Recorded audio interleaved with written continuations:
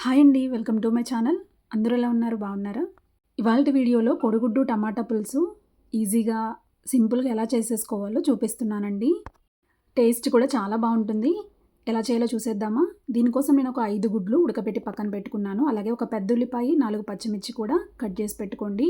అలాగే ఒక 8-10 టమాటాలు ఇలా చిన్న చిన్న ముక్కలుగా కట్ చేసి పెట్టుకోండి. ఇప్పుడు కర్రీ చేయడానికి ఒక పెద్ద ప్యాన్ తీసుకొని ఒక 4 గిద్దెలో ఆయిల్ వేసుకోండి.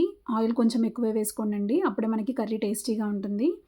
ఒక 4 గరిటెల ఆయిల్ వేసుకొని, ఆయిల్ బాగా వేడయ్యాక మనకి నేను చూపిస్తున్న మసాలా దినుసులు వేసుకోండి. చెక్క, లవంగం, ఇలాచి, జీలకర్ర, అలాగే ఒక అనాస పువ్వు వేసుకొని అది ఫ్రై అయ్యాక ఉల్లిపాయ, పచ్చిమిర్చి కూడా వేసేసుకొని, దీంతో పాటు ఒక చిటికెడు పసుపు కూడా వేసుకోండి.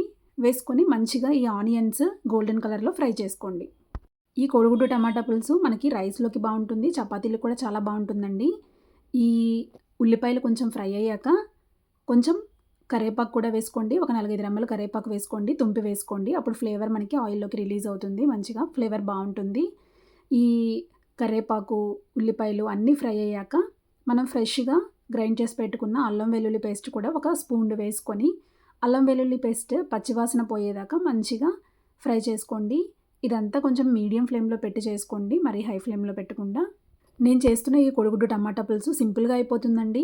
ఏ గ్రేవీస్, మసాలాస్ ఏమీ లేకుండా టేస్ట్ కూడా చాలా బాగా వస్తుంది.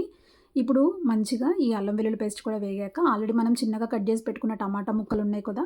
అవి కూడా వేసేసుకొని కొంచెం సాల్ట్ వేసుకోండి. సాల్ట్ వేసుకొని మూత పెట్టేసుకొని కుక్ చేసుకోండి.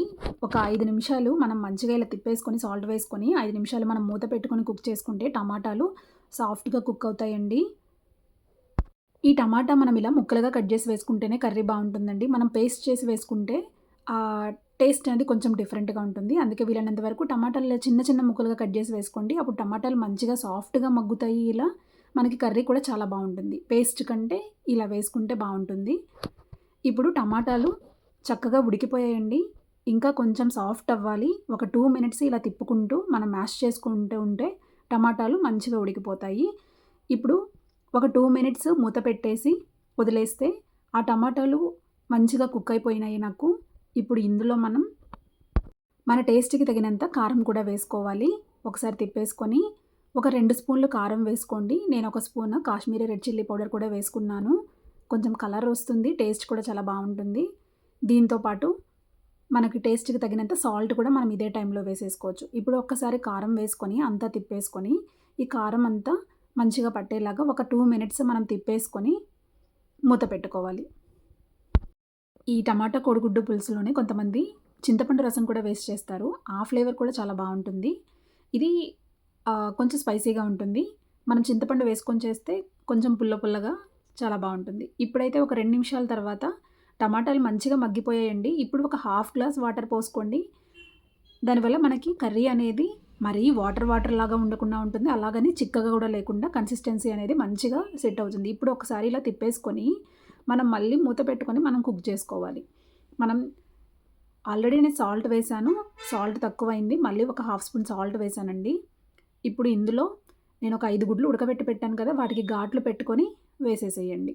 మనం ఎగ్స్ ఇలా డైరెక్ట్‌గా అయినా వేసుకోవచ్చు. లేకపోతే ఎగ్స్ కొంచెం పసుపు, కారం, ఉప్పు వేసి ఎగ్స్ ఫ్రై చేసుకొని అలా అయినా వేసుకోవచ్చు. ఎలా వేసుకున్నా సరే టేస్ట్ అయితే చాలా బాగా వస్తుంది. నేనైతే ఫ్రై ఏం చేయట్లేదు. డైరెక్ట్‌గా వేసేసి వీటిని మంచిగా ఒకసారి తిప్పేసి మనం ఒక 5 నిమిషాలు మనం సిమ్‌లో పెట్టుకొని కుక్ చేసుకుంటే ఈ ఫ్లేవర్స్ అన్నీ మంచిగా ఎగ్స్‌కి మనకి పడతాయి. ఇప్పుడు ఒక 5 నిమిషాల తర్వాత నేను తీసి చూస్తున్నాను. మంచిగా ఇవన్నీ కుక్ అయిపోయాయి.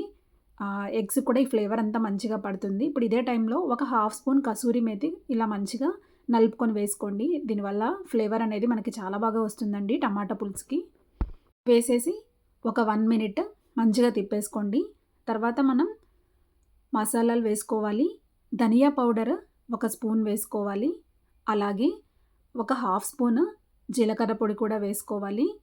దాంతోపాటు ఒక 1 స్పూన్ మనకి చికెన్ మసాలా ఉంటుంది కదా! చికెన్ మసాలా కూడా వేసుకొని మంచిగా వీటిని ఒక్కసారి తిప్పేసుకోండి. తిప్పేసుకొని ఒక 2 మినిట్స్ మనం కుక్ అవ్వనిస్తే ఈ ఫ్లేవర్స్ అన్నీ మంచిగా ఎగ్స్‌కి, ఈ పులుసుకి పడతాయి. ఒక 2 మినిట్స్ తర్వాత మనం కడిగి పెట్టేసుకున్న కొత్తిమీర వేసేసుకొని గార్నిష్ చేసేసుకుంటే టమాటా కోడిగుడ్డు పులుసు రెడీ అయిపోతుందండి. మనం ఎలాంటి మసాలాలు, రకరకాల పేస్టులు చేసి వేయాల్సిన అవసరం లేకుండా సింపుల్‌గా ఇలా కోడిగుడ్డు టమాటా పులుసు చేసేసుకోండి.